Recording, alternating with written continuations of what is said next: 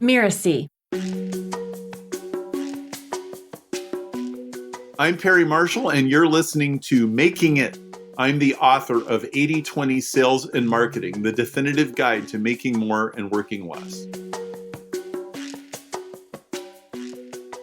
I started building stereo equipment for my own use when I was 13, and the only possible way that I could afford to do another interesting project was if I sold the last thing I made. And so when I was 14 years old, I ran an ad in the paper, and a guy walked out of my house with a pair of speakers under his arm that I had built in shop class.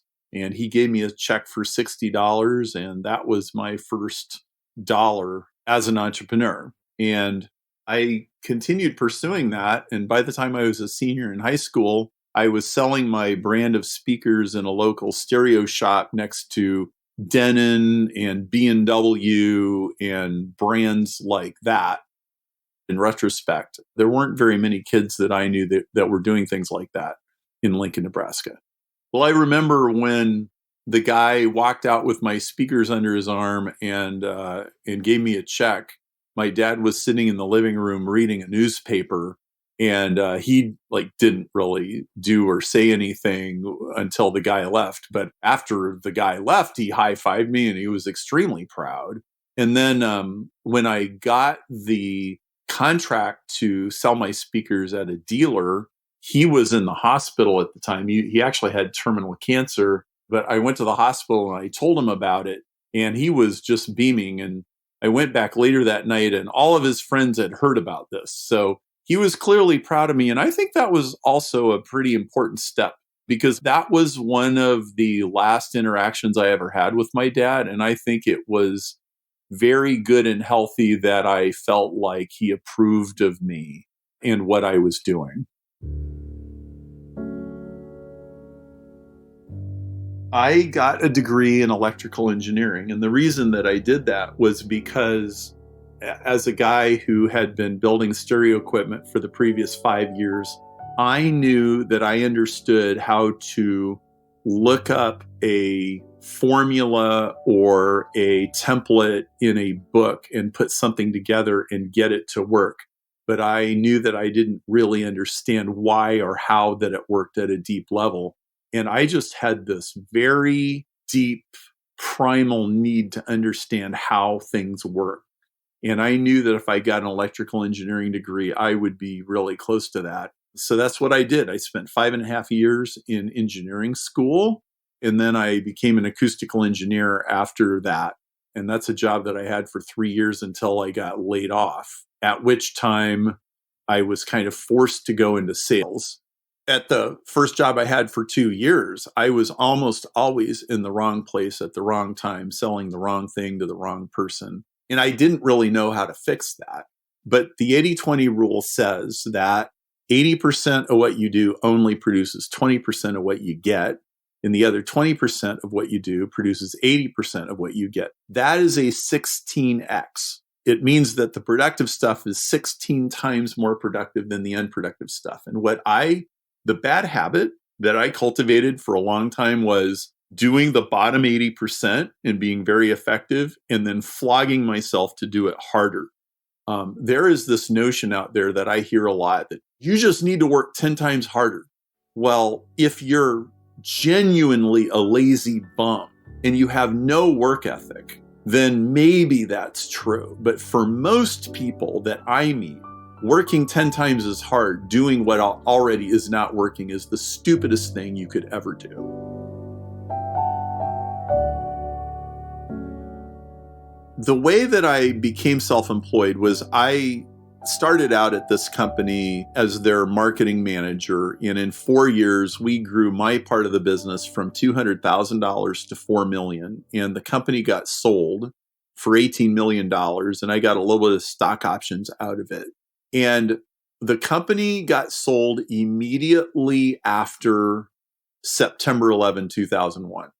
And that was a very strange and crazy time. Nobody was buying anything. Everybody was freaked out. The phones were not ringing. And the new company that bought our company offered me a job, and it wasn't a very good job, but it was a job. And I was terrified, and everybody was terrified. And my wife said, Perry, don't take that job. This is your chance to hang out your shingle. You've wanted to own your own business for a long time. This is your chance. Take it. And so I hung out my shingle, and it worked extremely well. It was very good advice, because even though everybody was scared and nervous and the world had suddenly changed, people still had to meet their sales quotas, and they still had to pay their employees and everything else. And so I got myself a couple of gigs doing marketing communications work, and I was now self-employed. And it was so wonderful. Instead of driving to work and dealing with all the office politics, wake up in the morning, go down in my basement, sit down, turn on the stereo, and start writing or doing marketing work or whatever I was doing on my own terms in my house, paying my bills, covering my car payment. It was magically amazing. I believe that 99% of the people in the world are sleepwalking. Sometimes I think it's 99.5%. We live in the most extraordinary time. All the world's information is at your fingertips. You could fly around to almost anywhere in the world, stay there for a week, and come back for maybe $3,000.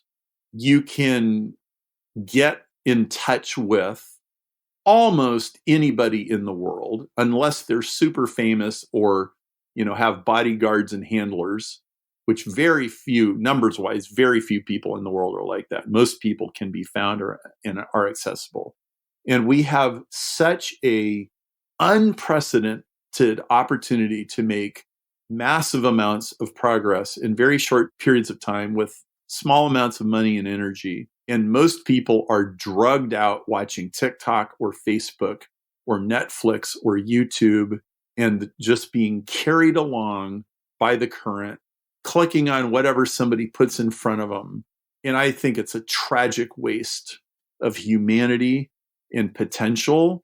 And not only that, I think we answer for that. I mean, whether you believe in hell or karma or natural selection or however your belief system is constructed, I believe all of us pay a price for sleepwalking through life. And man, like if you're drugged out on social media half the day and you're constantly pulling your phone out looking for the next dopamine hit, man, you are living your life the wrong way.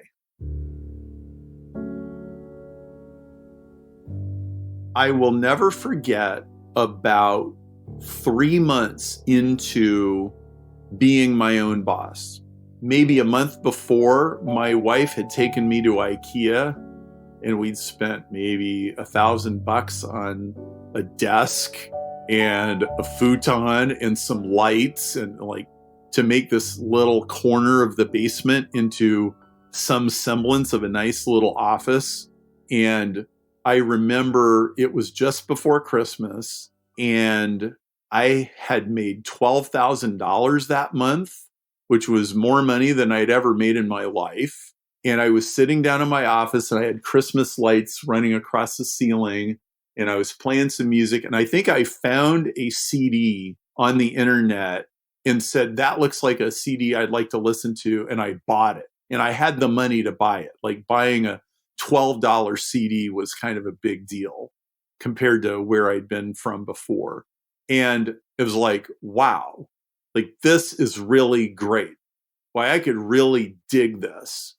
And, I wasn't making massive amounts of money. I hadn't won a Nobel Prize or anything like that, but I was living life on my own terms. I was paying my bills. I had a wife and 3 kids, 2 of them in diapers, and I could wake up in the morning, and if I wanted to go outside and walk around the block or go to the convenience store and buy a Starbucks double shot, I could do that. And I didn't have to ask anybody's permission. And it was great. To me, making it means doing what you were designed to do. I don't believe that we just pick whatever we want to do out of a hat.